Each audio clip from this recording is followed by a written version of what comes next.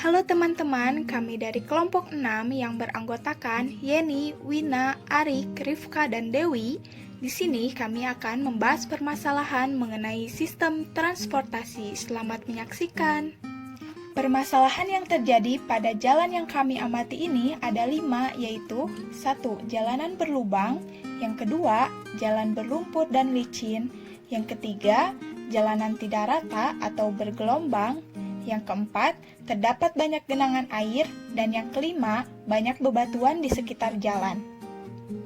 Masalah ini terjadi di Jalan Terusan Bojong Kunci, Sukamukti, Katapang, Bandung. Masalah ini sudah terjadi selama 11 bulan dari Januari 2020 sampai sekarang. Lalu, bagaimana masalah tersebut bisa timbul? Awal mulanya, masalah tersebut mulai timbul sejak adanya pembangunan Sungai Citarum di wilayah Katapang yang memerlukan berbagai alat transportasi yang lumayan besar untuk mendukung pelaksanaannya.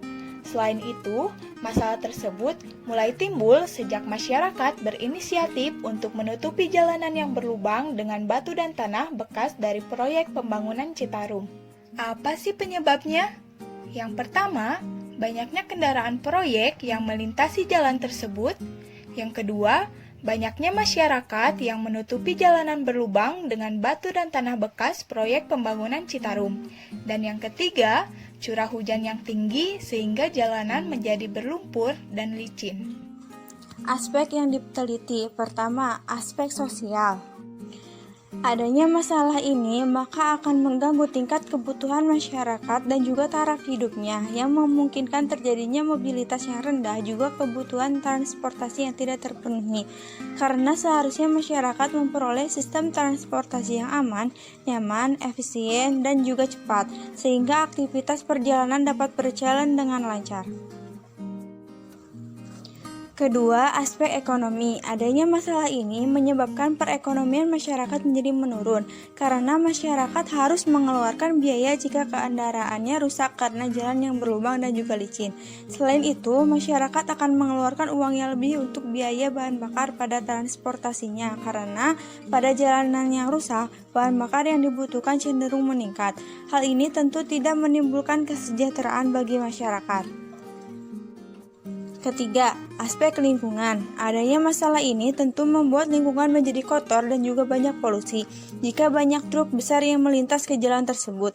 Selain itu, adanya jalan yang berlubang dan berlumpur akan membuat lingkungan menjadi tidak enak untuk dipandang sehingga menghasilkan keresahan bagi masyarakat. Jadi, untuk mengatasi masalah yang telah disebutkan di awal, kami telah membuat suatu rencana solusi. Pertama, membatasi jumlah kendaraan besar yang melintasi jalanan tersebut. Kedua, membagi akses lintasan bagi kendaraan besar. Ketiga, membiasakan masyarakat untuk tidak menutupi jalanan yang rusak dengan batu dan tanah. Dan yang terakhir, mengajukan proposal kepada pemerintah setempat untuk meminta bantuan perbaikan jalan. Untuk menjalankan rencana solusi tersebut, tentunya harus ada target yang ingin dicapai. Target capaian kami adalah kenyamanan dan keamanan berkendara untuk menghindarkan diri dari kecelakaan karena jalanan yang rusak dan licin.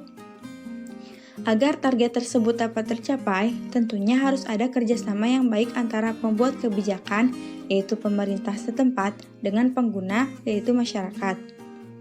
Langkah-langkah yang harus dilakukan pemerintah untuk mencapai target, yaitu membuat kebijakan baru tentang pembatasan jumlah kendaraan proyek yang melintasi dan membuat pembagian akses wilayah, lalu mengoptimalkan desain dan bahan untuk pembuatan jalan dengan mementingkan keamanan dan kenyamanan masyarakat. Selain itu, yang harus dilakukan oleh masyarakat sebagai pengguna adalah menaati dan menjalankan peraturan yang sudah dibuat oleh pemerintah setempat dan menjaga fasilitas yang sudah ada dan memanfaatkannya dengan sebaik mungkin. Berikut ini kami akan menampilkan beberapa hasil uji coba proyek. Yang pertama yaitu jenis kendaraan proyek yang jumlahnya akan dibatasi untuk melintasi jalan yang telah kami amati. Di antaranya yaitu truk besar, truk molen beton cor,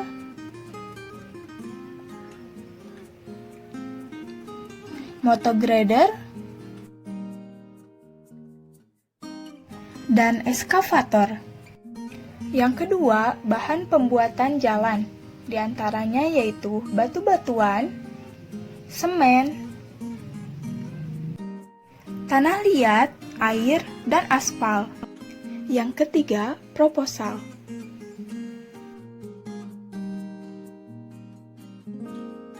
Yang keempat, model jalan, pembagian akses lintasan, dan papan himbauan.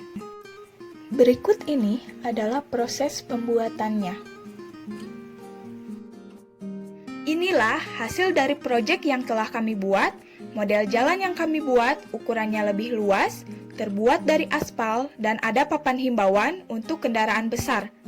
Awal mulanya, semua kendaraan proyek melintasi jalur kiri atau jalan yang kami amati karena dianggap lebih dekat sampai ke tujuan. Namun, setelah adanya solusi yang kami buat, sebagian kendaraan proyek akan melintasi jalur kanan walaupun jaraknya sedikit lebih jauh. Dengan adanya hal tersebut, maka jalan tidak akan cepat rusak karena kapasitas penggunaannya tidak terlalu banyak. Sekian dari kelompok kami, terima kasih.